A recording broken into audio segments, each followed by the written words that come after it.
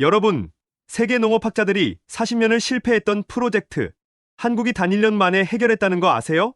영하 40도의 토양은 알칼리성, 벼를 심을 수 없는 땅이라고 단정된 곳, 바로 몽골입니다. 그런데 2023년 9월, 몽골 역사상 처음으로 국산 쌀이 탄생합니다. 미국, 유럽, 일본, 중국까지 세계 농대 교수들이 현장으로 몰려왔고, 학계는 이를 몽골 미라클이라 부르기 시작했습니다. 그 비결이 뭐냐고요? 놀랍게도 토양을 바꾼 게 아닙니다. 품종을 바꾼 거예요. 그것도 딱 한 문장의 발상 전환으로요. 기후 위기 시대, 농업은 더 이상 산업이 아닙니다. 국가의 생존 기술이 된 거죠. 오늘은 한국이 불가능을 가능으로 만든 그 이야기 함께 들어보겠습니다. 몽골을 보세요. 지구상에서 가장 척박한 땅 중 하나입니다. 먼저 숫자부터 말씀드릴게요. 몽골의 여름, 고작 90일입니다. 90일. 1년에 14도 채 안 되는 시간만 따뜻한 거예요. 겨울은 어떻게 되냐고요? 영하 40도까지 떨어집니다. 숨이 턱턱 얼어붙을 정도의 극저온 상태가 무려 5개월을 지속되죠. 하지만 온도만 문제가 아닙니다. 토양입니다. 몽골의 토양은 알칼리성입니다. 벼는 산성 토양을 선호하는 작물입니다. 근데 알칼리성 토양에선 어떻게 되냐고요? 벼는 아예 뿌리를 내릴 수 없습니다. 생리적으로 불가능한 거예요. 지금까지 들으신 조건들 정리해볼까요? 여름 90일, 겨울 영하 40도, 알칼리성 토양. 이 세 가지 조건이 모두 겹쳐있는 곳에서 벼를 기른다. 상식적으로는 불가능해 보입니다.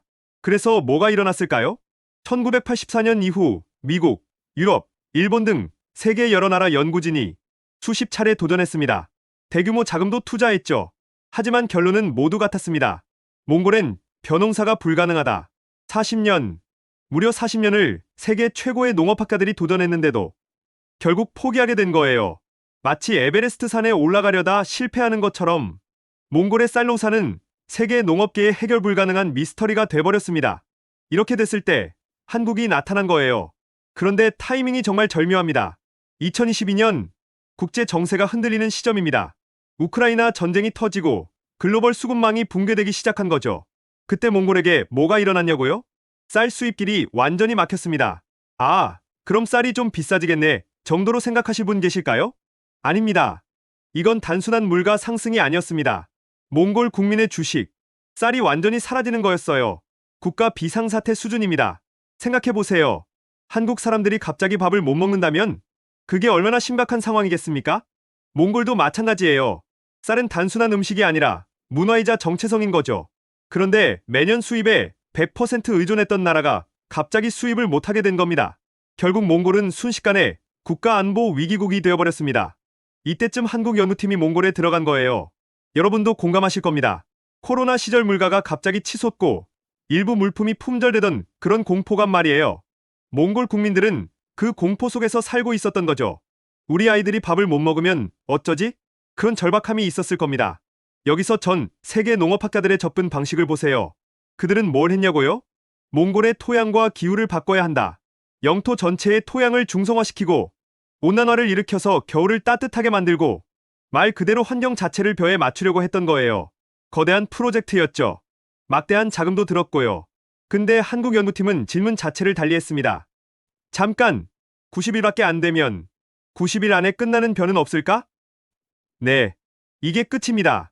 환경을 벼에 맞추는 게 아니라 벼를 환경에 맞추는 거예요. 발상의 전환입니다. 세계 농업학자들이 놀란 이유가 여기 있어요.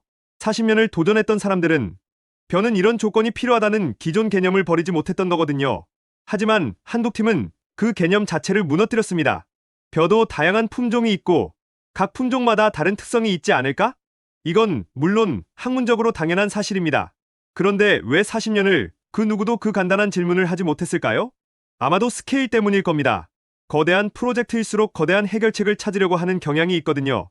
땅을 바꾸는 것, 날씨를 바꾸는 것, 그런 빅 솔루션만 생각했던 거예요. 하지만 한국팀은 가장 간단하면서도 가장 근본적인 질문을 했습니다. 그리고 그 질문이 모든 걸 바꿨습니다. 자, 그럼 한국팀이 어떻게 그 불가능을 가능으로 만들었는지 봅시다. 먼저 첫 번째 대응입니다. 일반적인 벼는 재배에 120일이 필요합니다. 근데 조생종은 90일이면 충분합니다. 90일. 몽골의 여름이 정확히 그 정도거든요. 아, 그럼 조생종으로 심으면 끝이네? 생각하실 수 있지만 절대 그렇지 않습니다. 왜냐하면 아직 세 가지 난관이 남아 있었거든요. 난관 1번 알칼리 토양 문제. 앞서 말씀드렸듯이 알칼리성 토양에서는 벼가 뿌리를 내릴 수 없습니다. 그럼 세계 연구진들은 뭘 했냐고요? 땅을 바꾸려고 했죠. 대규모 토양 개선 공사를 말이에요. 근데 한국팀은 달랐습니다. 산성 비료를 주입해서 토양을 중성화시키면 어떨까? 간단합니다. 하지만 효과적이었어요. 알칼리 토양에 산성 비료를 공급하면 토양의 pH 중성으로 조정되는 거죠. 이를 한국팀은 토양 처방이라고 부르기도 했습니다. 마치 환자를 진단하고 약을 처방하듯이 말이에요. 난관 2번 얼어붙는 토양 문제. 몽골의 겨울, 영하 40도라고 했죠? 그럼 땅이 어떻게 될 것 같으세요? 완전히 얼어붙습니다. 콘크리트처럼요.